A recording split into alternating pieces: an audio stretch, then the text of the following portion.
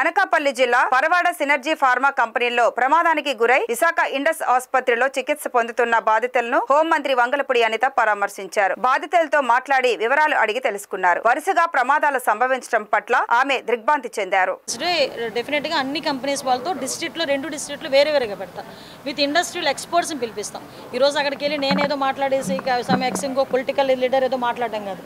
కంపల్సరీగా వచ్చిన companies heads ని రమ్మంటాము, వాళ్ళ సేఫ్టీ మేనేజర్స్ రమ్మంటాము, వాళ్ళ హెచ్ఆర్స్ని రమ్మంటాము, కూర్చోబెడతాము.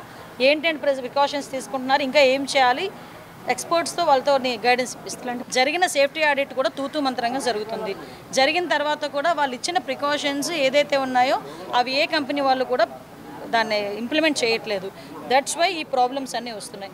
అట్ ద సేమ్ టైం నేను కూడా మార్నింగ్ నేను మామూలుగా చూస్తున్నప్పుడు అనుకున్నా, ఏదైతే ఫైర్ సేఫ్టీ వేరింగ్ కూడా వాళ్ళ దగ్గర లేదు.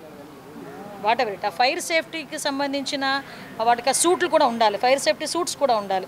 ఆ ఫైర్ సేఫ్టీ సూట్స్ కూడా ఈ రోజు వరకు కంపెనీస్ ప్రొవైడ్ చేయకపోవడం అనేది నిజంగా మనం ఎట్టి పరిస్థితుల్లో క్షమించరాని నేరం. అది ఆ రకంగా కూడా మేము చర్యలు తీసుకుంటాం.